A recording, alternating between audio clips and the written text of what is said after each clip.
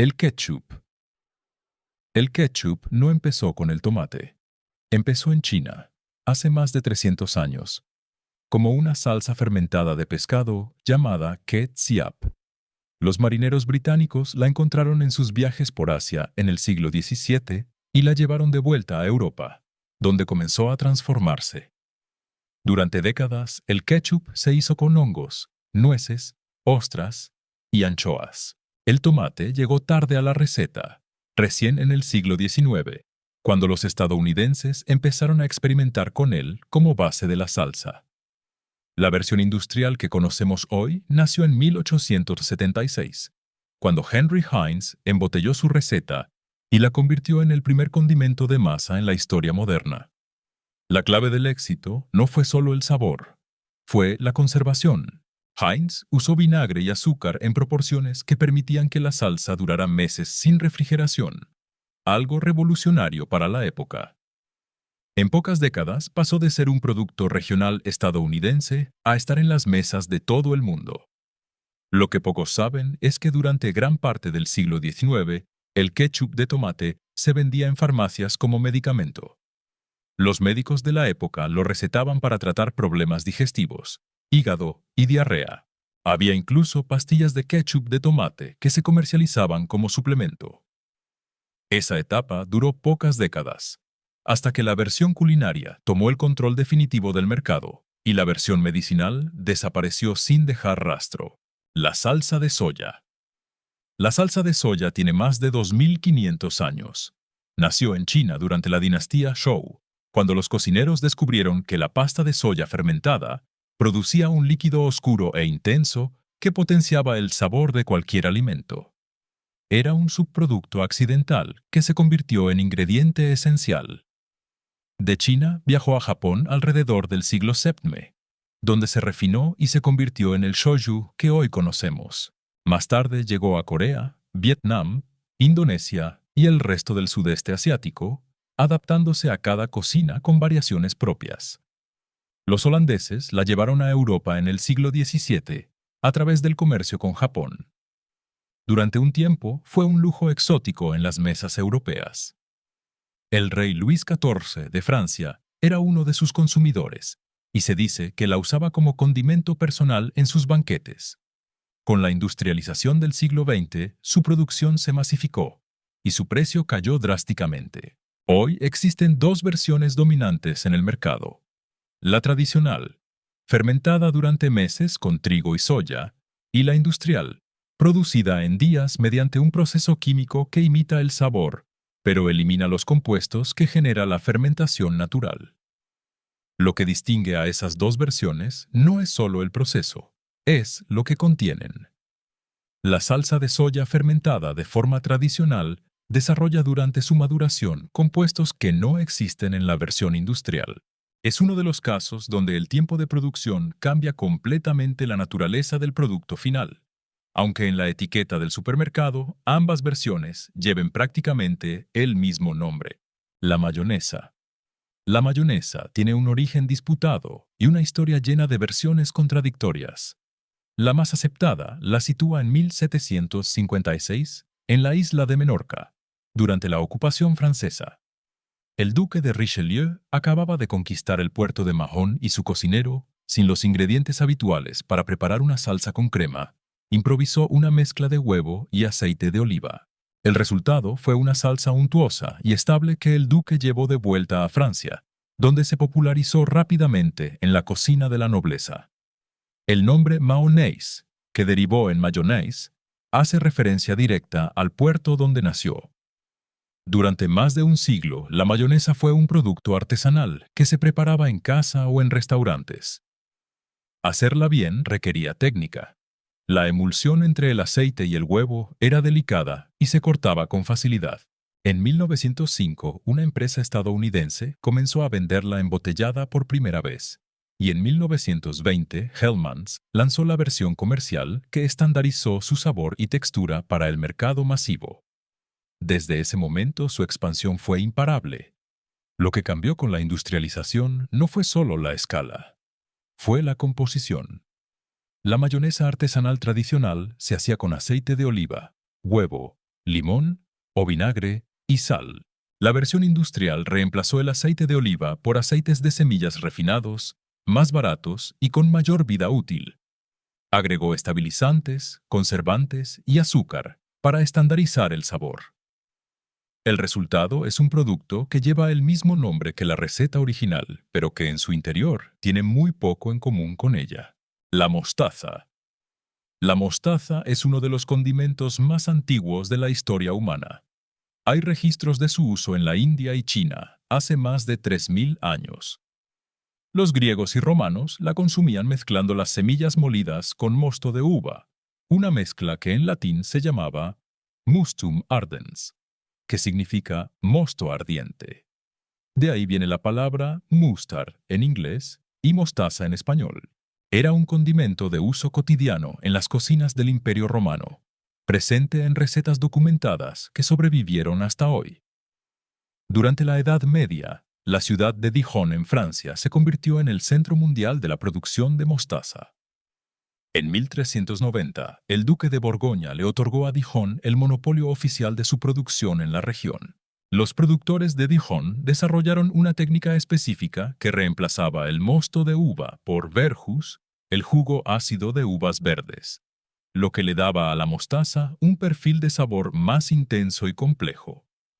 Esa receta, con variaciones menores, sigue siendo la base de la mostaza de Dijon que se produce hoy. Lo que hace especial la historia de la mostaza es que es uno de los pocos condimentos industriales que conserva en su versión comercial una composición relativamente cercana a la original. Las semillas de mostaza, el vinagre, el agua y la sal siguen siendo los ingredientes principales en la mayoría de las versiones del mercado. No pasó por la misma transformación radical que el ketchup o la mayonesa durante su industrialización. Llegó al mundo moderno con su fórmula básica más intacta que casi cualquier otro condimento de uso global: la salsa inglesa. La salsa inglesa, conocida mundialmente como Worcestershire Sauce, nació de un accidente culinario en Inglaterra en la década de 1830. Lord Marcus Sandys, un aristócrata inglés que había sido gobernador de Bengala en India, encargó a dos farmacéuticos de Worcester, llamados John Willie Lea y William Perrins, que replicaran una salsa que había conocido durante su tiempo en el subcontinente. Los farmacéuticos prepararon la mezcla según las indicaciones, la probaron y la encontraron tan fuerte e incomible que la guardaron en el sótano y la olvidaron.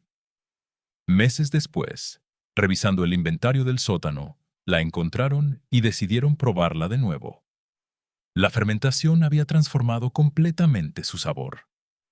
Lo que antes era agresivo e incomible se había convertido en algo complejo, profundo y equilibrado. Lea y Perrins reconocieron el potencial comercial del producto, compraron los derechos a Lord Sandys y comenzaron a producirla en 1837.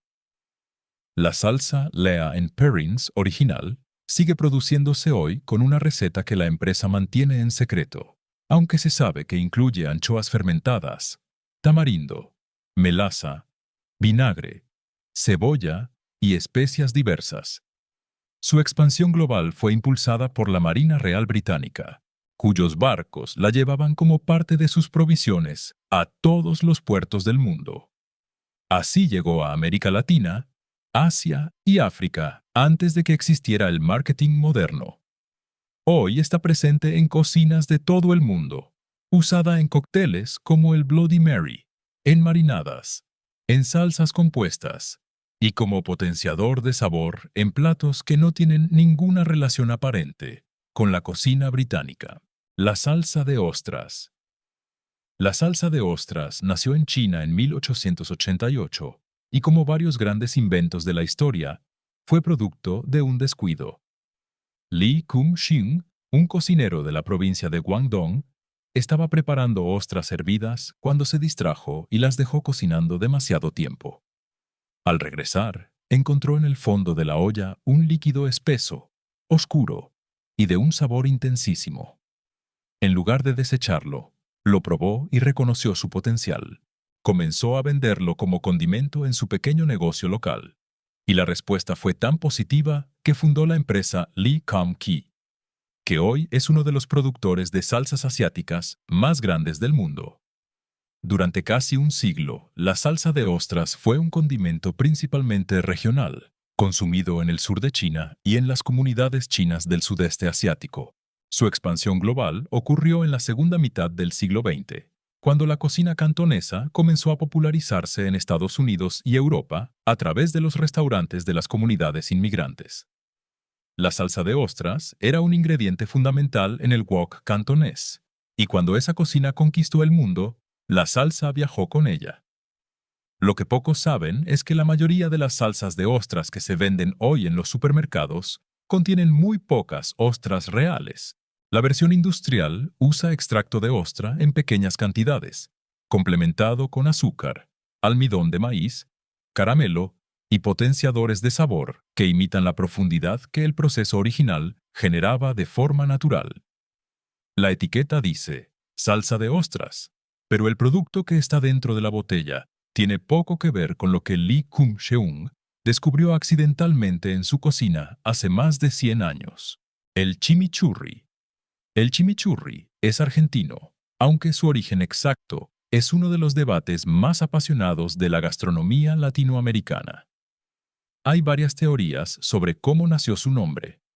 Una de las más populares dice que viene de una deformación del inglés "give me curry", que los inmigrantes irlandeses en Argentina durante el siglo XIX usaban para pedir condimentos. Otra versión lo atribuye a un vasco llamado Jimmy McCurry, que habría creado la receta. Ninguna está completamente comprobada, pero todas coinciden en situarlo en la Argentina del siglo XIX, en el contexto de la cultura gaucha y las grandes estancias ganaderas de la Pampa. El chimichurri nació como el condimento natural del asado. Los gauchos que trabajaban en las estancias necesitaban una salsa que pudieran preparar con lo que tenían disponible en el campo: hierbas frescas, ajo, vinagre, aceite y especias secas. No requería cocción, no necesitaba refrigeración y potenciaba el sabor de la carne a las brasas de forma inmediata. Era funcional antes de ser gastronómico. Con el tiempo se convirtió en parte de la identidad cultural argentina y uruguaya, inseparable del asado como ritual social.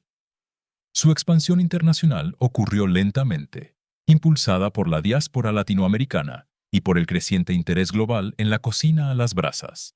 Hoy aparece en restaurantes de todo el mundo y existe en versiones industriales embotelladas que intentan replicar su sabor. Pero el chimichurri embotellado y el chimichurri preparado con hierbas frescas son experiencias completamente distintas. La frescura de las hierbas, que es la base de su identidad, es exactamente lo que se pierde en el proceso de industrialización y conservación. La salsa barbacoa.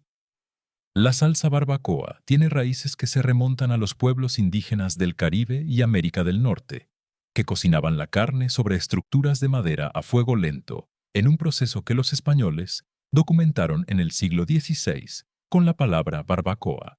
Pero la salsa como condimento específico es un desarrollo posterior, enteramente estadounidense, que surgió en el siglo XIX en el contexto de la cultura del sur de Estados Unidos, donde el cerdo ahumado era el centro de reuniones sociales y celebraciones comunitarias.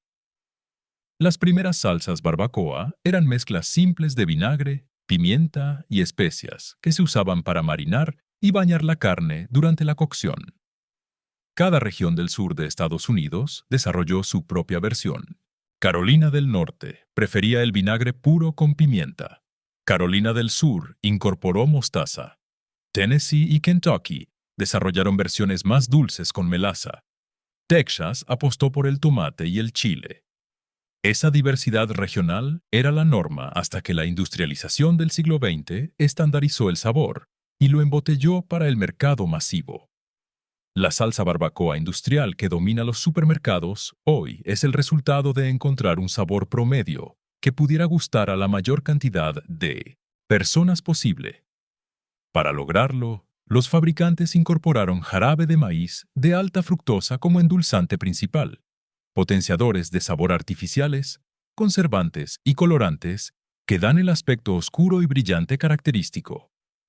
El resultado es un producto que lleva el nombre de una tradición de siglos, pero que en su composición tiene más en común con un producto de laboratorio que con las salsas que los pitmasters del sur estadounidense preparaban en sus ahumadores. 8 salsas. 8 historias que empezaron en cocinas, accidentes y tradiciones de todo el mundo, pero que terminaron en algo que tienen casi todas en común: sodio. Y el sodio, cuando se acumula en el organismo en cantidades que superan lo que el cuerpo puede manejar, tiene un efecto directo y medible en la presión arterial. El mecanismo es simple. El sodio atrae agua. Cuando hay demasiado sodio en el torrente sanguíneo, el cuerpo retiene más líquido para diluirlo. Ese líquido adicional aumenta el volumen de sangre que circula por los vasos. Y más volumen en el mismo espacio significa más presión sobre las paredes arteriales. No es un efecto inmediato que se siente después de una comida. Es un proceso acumulativo que se construye con el hábito, con el uso diario y desapercibido de condimentos que nadie mide porque parecen cantidades insignificantes. El ketchup y la salsa de ostras industrial son los más engañosos. Ninguno sabe particularmente salado, pero ambos concentran cantidades de sodio que se suman silenciosamente a todo lo demás que se consume en el día. La salsa de soya es la más directa. Su concentración de sodio por cucharada es tan alta que una sola porción puede representar cerca de la mitad del límite diario recomendado. La salsa inglesa y la barbacoa industrial agregan otra capa, especialmente porque se usan en marinadas donde la carne absorbe el condimento completo. La mostaza y el chimichurri fresco son los que menos presión ejercen sobre ese sistema. La mostaza porque su composición básica no requiere grandes cantidades de sodio para funcionar. El chimichurri porque en su versión fresca y casera, el sodio es mínimo y los ingredientes son reales. Son los dos extremos de un espectro donde el resto de las salsas se distribuyen según cuánto sodio ocultan detrás de su sabor.